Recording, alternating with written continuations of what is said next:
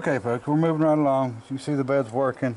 Did some filming yesterday, but my damn card messed up, my SD card, so I lost everything. But anyway, I wanted to show you what I ended up doing on this. I just made these brackets and put this piece in, and of course made the strap for it.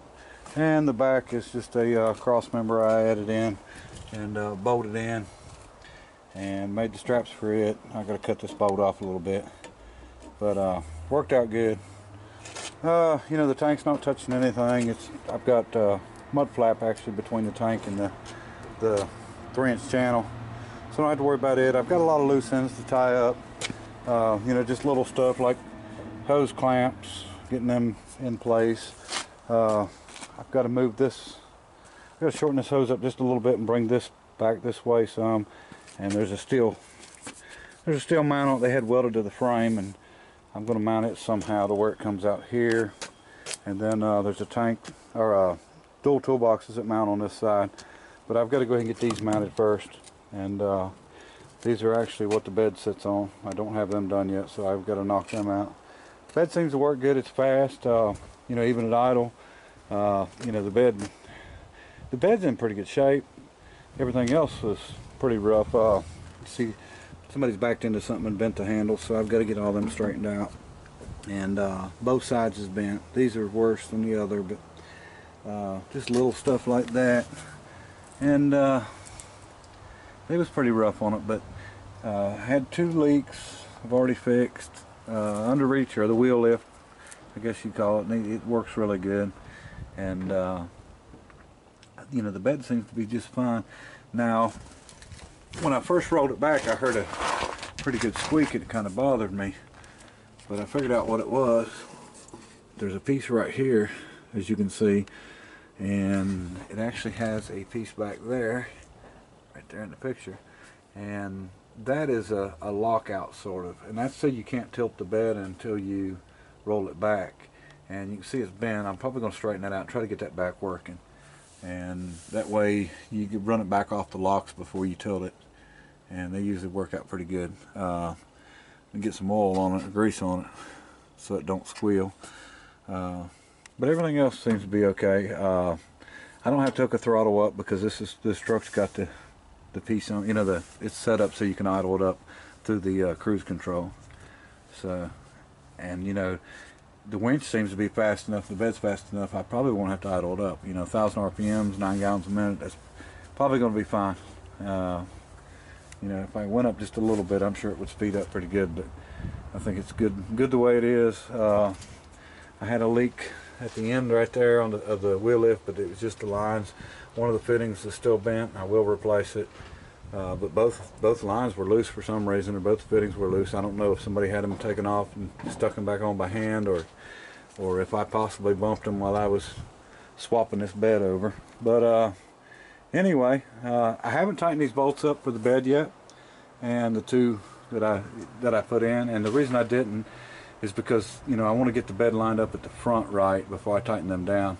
And about every one of these I've ever seen, for some reason they've welded them plates to the frame, and I guess it could be to keep from moving it, but you know, I'll decide what I'm going to do, whether I'm going to weld them down or not. But anyway, that's good to go. A lot of little stuff to tie up, you know, just the little stuff, wiring, things like that. But I'm going to get these mounts done first on the frame where the bed sits, and then maybe I can get on the headache bar. But still got to get the wheel back on the front stuff, and you know, lots of little stuff. And we'll just keep at it, and maybe we'll get her finished up. Okay folks, we've got these pieces on and bolted on. The bed's sitting down really good on it, just like it's supposed to be.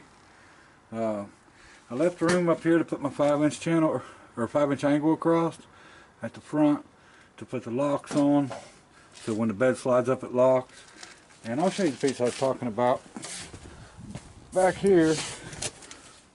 Okay. This holds this button down until you get past it, and you actually can't tilt it until it gets past it, but it's bent down a little bit, and so it needs to be bent back, and we'll try to get it back where it's supposed to be and get some grease on it so it don't squeak. But that's kind of a good setup. I mean, with the locks, that way you don't break them. And like I said, I got a few other things to do. The distance on this side is just a little tiny bit wider than the distance on the other side. And that was what I was talking about with these bed bolts in the back. So I'll actually force that over, and it'll move enough. It'll move enough back here to be able to tighten them down in place. And I think that's why everybody welds them, is that way they don't move. But you get to realize, you're talking about all that distance up that way. You know, if you move it just a 30/2 of an inch back here, you're changing it a lot up there. And so we'll get that straightened out. And let me see, I've only got one of these inner fender wells. I only had one when I got it. I didn't remember which one I had. And of course I went and grabbed it and went to put it on, and it was a 50-50 chance that it was this side or the other side, but unfortunately it was this side. I really wanted it on the other side, and that's because of where the electronics are at on the truck. All of the wiring and the computers and stuff's right above there, so I'm going to have to find one for this side. Got my bar back on. Got my wires hooked up, grounded one of them, of course. The other one's running in the cab for my switch. So we'll get the switch on. The bar, I can actually stick my finger in between it now, so we're not too close on that.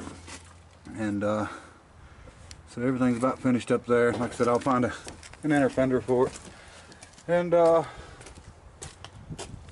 just a lot of little stuff to tie up, and we'll get on it. But it's not gonna have to be too long here. I'm gonna have to start getting ready for the next strap rod build, the 21st. Got a lot of work to do for it. I'll go ahead and show everybody what I've got for it, and we'll just make it all one video. Of course, I told everybody I got the new windshield and stuff for the back section we're using for the glass. Wheel adapters. Somebody said, well, why don't you just re-drill these wheels out to 5-on-5 pattern instead of buying wheel adapters? It's not a problem. I could have done that. I've got a dividing head in there. We could have knocked it out in no time at all. But I actually want these wheels to stick out just as damn far as we can. So the 1 1/4 is going to make it look better to me. I want them sticking out front and back. And we're sort of going old school 70s style on this one. And we still got to put the pipes in the side pipes, but I had to order the lug nuts. And I went ahead, and because of the price, I bought these plates. I don't think I showed anybody. These are adapter plates. This bolts directly to the side of the LS engine, and it allows you to bolt your 3-bolt Chevrolet mount onto this in 4 different locations, and you can move it forward and back, and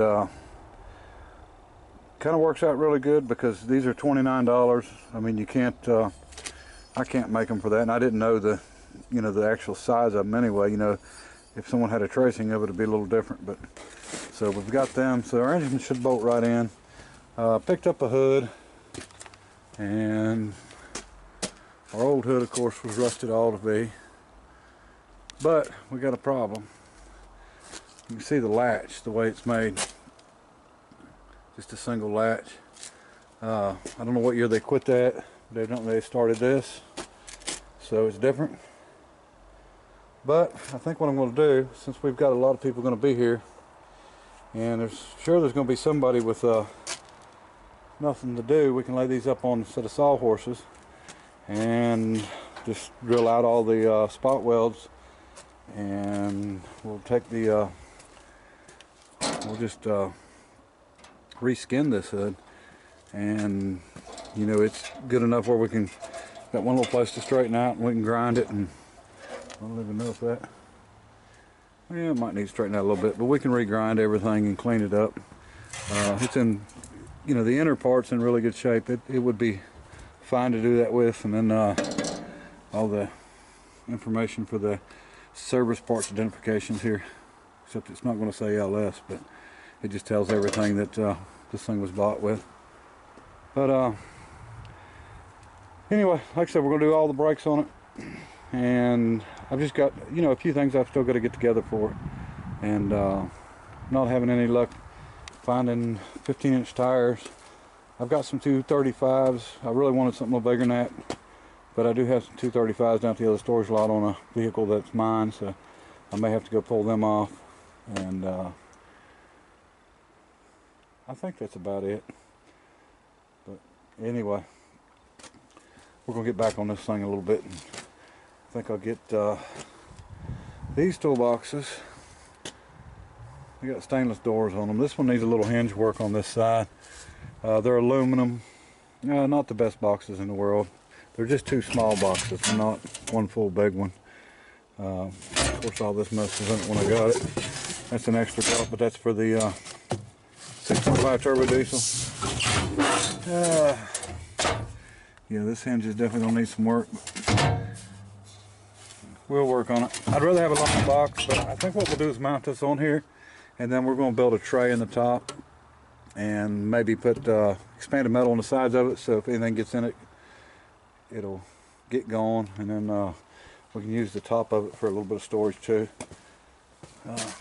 Shouldn't be any problem having room to mount it.